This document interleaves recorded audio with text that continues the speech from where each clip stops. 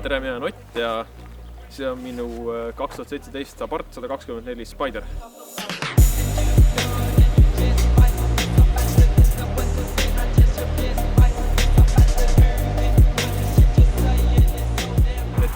See on selline lõbusõiduauto. Iga päev ei sõida, aga kindlasti nädalas korra või kaks saab ta ka sõita. Samas tal on olemas ka Isofix ankrud, mis tähendab seda, et mul käib sinna lapsetool sisse ja saab lapsi kooli ja trenni sõidutada, et seda teeb ka. Eelmine talv, terve talve sõitsin selle autoga. Kui vähegi võimalik, siis mootor oli soe ja midagi parasjagu taevast alla ei saanud, siis oli katus maas. Ja talvekõlbulik kabrio täitsa. Talvel sellega külm sõita ei ole, seda on nagu päris palju lugematu kord talve jooksul sai minu käest, nagu inimesed küsisid seda. Ei ole, et tal on kuidagi see õhu liikumine on niimoodi hästi tehtud, et kuni minu tahtsad ütlevad, kuni -10 kraadi on katus maas, müts peas, täitsa soe sõita ja istmesoojendust ka siis nagu üle esimese astme 3-st panna ei saa, et muidu küpsetab ära, et jah, täitsa soe. Mõte selle auto soetamisel tuli tegelikult niimoodi, et aastal 2017 ostsin ma endale, tõin Saksast Ford Fiesta, 2014 aasta Ford Fiesta ST, see on ka siuke väike taskurakett, 147 kilovatti overboostiga ja tol hetkel mul oli igapäevaauto oli Audi A8 4.2 diisel V8. Ja see on hästi head kontrastid ja see Ford õpetas mulle seda, et selleks, et oleks fun, ei pea olema kiire ega võimas. Ja see kuidagi ei nagu mulle meelde, see auto oligi ainult korraks minu juurde, ma ostsingi meelega lihtsalt lühikeseks ajaks ja see ei meelde. Ja siis läks aega edasi, kuni 2019 suvel ma siis jõudsin sinnamaale, et ma ostsin endale ühe esimese päriselt kiire auto. See oli Mercedes CLS 63 AMG.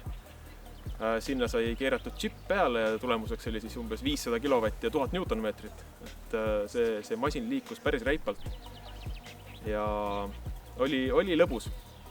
Kuni ma umbes 3 kuud hiljem sain aru, et seda autot Eestis nautida tegelikult saab ainult 2 korda aastas Kiltsi lennuväljal. Muul ajal nagu sisuliselt on nagu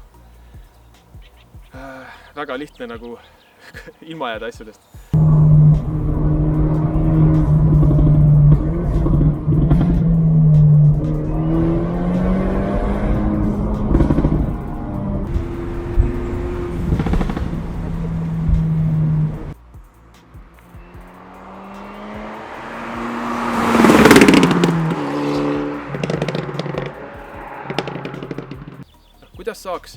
Kuidas saaks niimoodi, et oleks fun ja load jääks kätte.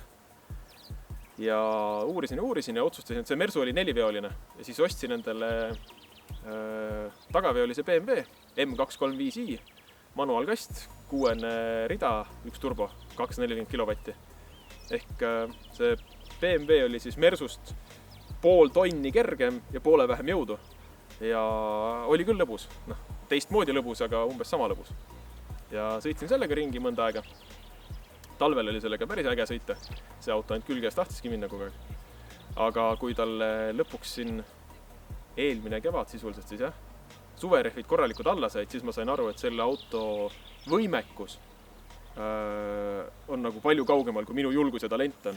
Ehk siis ma suvel ei suutnud seda autot selles mõttes enam nagu piiri lähedale turvaliselt viia ja nagu väga suur osa sellest naudingust minu jaoks kadus ära. Mõtlesin, okei, aga et kuule see eelmine mõte nagu minna kergemaks, siis on fun. Prooviks nagu mööda sama joont edasi minna, et mis siis juhtub. Ja ju siis mu kuklas kuskil see Fiesta ST nagu mälestuses oli. Aga tol hetkel BMW oli mind juba tagaveo peale nagu ära väänanud, et see oli mu esimene tagaveoline auto, enne olid Quattrod ja esiveolised olnud. Ja siis mõtlesin, okei, aga et see Fiesta ST ka uuem on nagu äge auto, aga ma tahan tagaveolist. Ja siis appi tuli see, et ma omajagu rullin mööda YouTube ringi ja Winwiki ja igasugu muud asjad jäid ette. Ja sealt siis tuligi nagu see mõte, et ootaga, et ostaks siis mingi väitsa kergema, lahjema mootoriga tagaveolis auto. Ja valikus oli näiteks Porsche Cayman, Toyota GT86, C5 Corvette. Siis sama Fiesta oli ka nii-öelda nagu igaks juhuks, sest see oli äge auto. Aga kuidagi, ja siis Fiat 124 Spider oli ka seal mängus. Ja siis ma juba Fiati peale nagu kuidagi kaldusin ära Ja siis avastasin Toyotaga, et on olemas ka Abarth. Et see on natuke teistsugune auto ja nii ma siis nagu selle valikuni jõudsingi. Et tuunimismaailmas ma olen nagu pikalt kaugel olnud, et autod on saanud peaasjalikult džipi ja sellega on see asi piirdunud. Ja siis selle auto puhul mulle tundus, et võiks midagi rohkemat teha, sest see on esimene auto, mille puhul mul ei ole, ma olen varsti aasta aega sõitnud, mul siiamaani ei ole plaanid müüa. Seda pole mulle kunagi juhtunud, alati on olnud see, et kui ma mingi auto ostan, siis ma tean, et näed, sellest järgmine on see või nüüd tahaks proovida seda või teist või kolmandat, siis selle auto puhul mul veel ei ole seda tunnet tekkinud. Ja siis ma hakkasingi jupphaaval vaatama, et kuna ta on sellest minu eelmisest BMW-st pool tonni kergem ja poole vähem jõudu, siis see tundus nagu, alguses oligi äge. Aga siis ma tundsin, et seda jõudu on natuke nagu liiga vähe. Ja ma ise õlinäpp ei ole, et ma keerasin sinna külge küll õhuvõttu ja blow-up valve'i, aga kõik ülejäänud asjad olen lasknud teha siis juba oskajatele meestele. Ja ehk siis VKM-is tehti soft ja pandi Pops and Bangs map peale, et see on sellele autole sellise mõnusa mängulise iseloomu.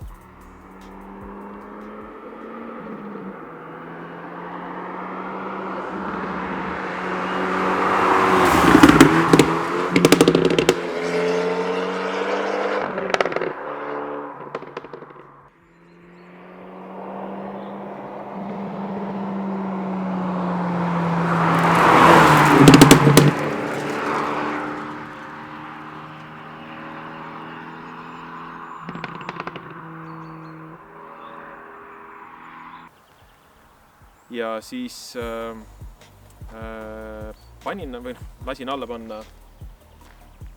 Need on nüüd OZ Racingu ultralegeera väljad, mis on siis mingis mõttes peaaegu nagu OEM, et Abarth on sellele autole pannud alla Rally Tribute, on selline mingi eriseeria, neil 124 autot nad tegid oma mingi ralli tulemuste tõttu. Ehk siis see on siis nagu sellest saanud nagu snitti. Need väljad on siis Aybachi madalusvedru sai siia alla, Maxtoni splitter ja skirtid ja siis alles on tal originaalsumuti tehase oma. Aga otsad on vähekene suuremalt vastu vahetus. I belong to you. I belong to you.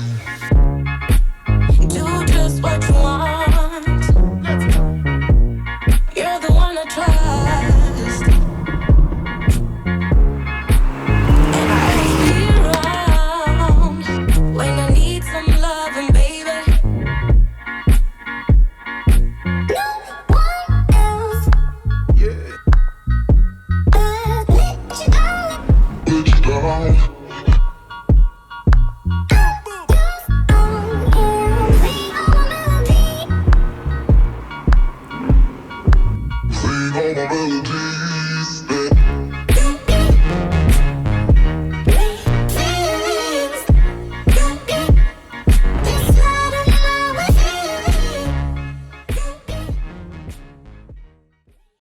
Selle autoga on niimoodi, et ma temaga sõidan iga nädalaselt. Ma just vaatasin, et praegu on aastaga tuleb üle 10 000 kilomeetri täis. Niimoodi neid samu toredaid siin postiteid ja muid asju sõita ja üritusi olen ka külastanud. Kõige vingem eelmise suve üritus oli Murakate korraldatud Eesti Turismo 3 päeva mööda Eestit. Sinna see auto sobis väga hästi. Sellised Eesti tagateid sõita. Porsche ringi proovisin, olen sõitnud selle autoga. Ja automotiivi ühel sõidul käisin ka sõitmas, et jah, ta on selliste mõnusate Eesti lõbusõitude jaoks ikka täpselt parajalt aeglane ja lõbus. Selle auto puhul mulle meeldib kõige rohkem see, et ta on selline väike, kerge ja vahetu. Mis tähendab seda, ta on lärmakas ka.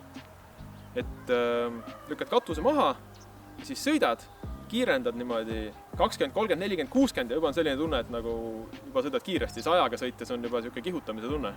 Et see on hästi mõnus fun, et see on just see, et kuidas saada niimoodi sõita, et load on käes, aga nägu on naerul. mis selle auto juures lõbus on veel see, et ta on manuaalne katus ja see käib nii kergesti ja kiiresti peale, et hästi mõnus on taga iga hetk, kui vähegi võimalik katus maha võtta, siis muutub see sõiduelamus nagu 30% toredamaks. Katuse ülespanek käib niimoodi.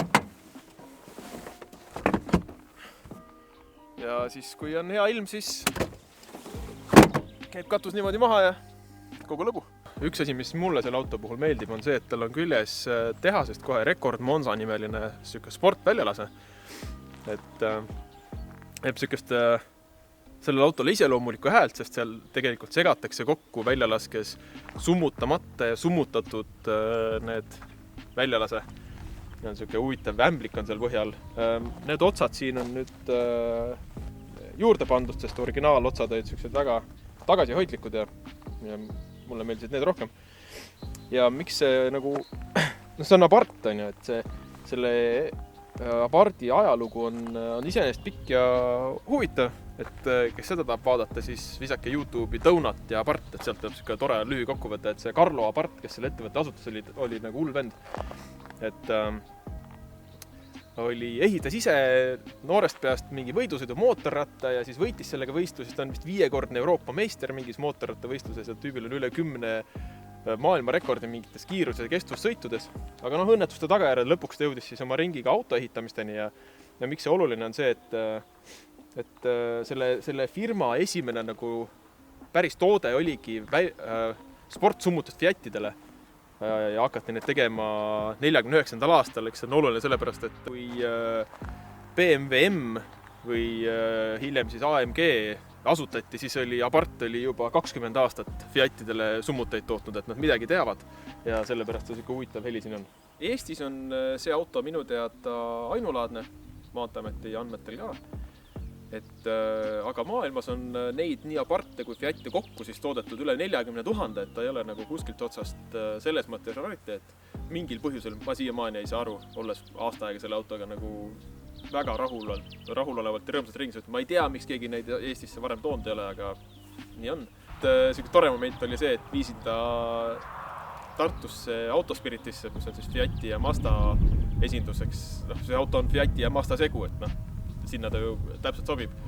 Aga kuna keegi varem sellist autot näinud ei olnud, siis mulle saadeti töökojas töötab seal üks tuttav või esindus üks tuttav saatis töökojast pildi, et autos selles töökoda puntmehaanikuid ja igasugu tegelesin ümberringi vaatad, et mis asi see on. Et selline tore rariteet Eesti mõistes. Siin Abarthi puhul nagu huvitav on see, et sellel saab muuta seda, kui kõva plõksumist sul teeb auto siis, kui sa suunatuld näitad, et siin on valikud high ja low. Aga praktikas need teevad täpselt sama kõva. Ja siis siin näiteks autoseadetes on võimalik igasuguseid asju valida, küll heli ja värk ja siis on selline setting nagu safety, kus ei saa midagi valida. Nii et sellisest Eesti autoentusiastide tegelikult ju see kasvulava ja põld on hästi lai, et meil on ju seda kiirendusvärki ja ralli asja on ikka nagu väga kaua tehtud ja usakatel on omad pundid ja et selles mõttes Eestis tegelikult on päris palju seda autokultuuri, sellist nagu subkultuuridena olemas, margipõhised foorumid ja klubid ja jutud, eks. Et ma ise olin pikka aega Volkswageni klubi ja veel kauem Audi klubi liige, mul veel tol ajal selle margi autod olid. Täna Abarthi klubi ma ei ole veel, Eestis vist ei ole ja ei ole plaanis asutada ka vist. Aga Tartus meil on näiteks üks asi nagu Thursday Car Club, mille liige ma olen, TCC. Ja on selline mõnus just, et saad nagu näha seda auto entusiasmi nagu hästi äärest äärde, et Miatadest Hellcatideni ja 1.9 diislitest mingite tohutute tuuningautodeni, et see on nagu hästi pull, et mulle see osa sellest Eesti autokultuurist meeldib, just selline see sigri-migri läbisegi värk.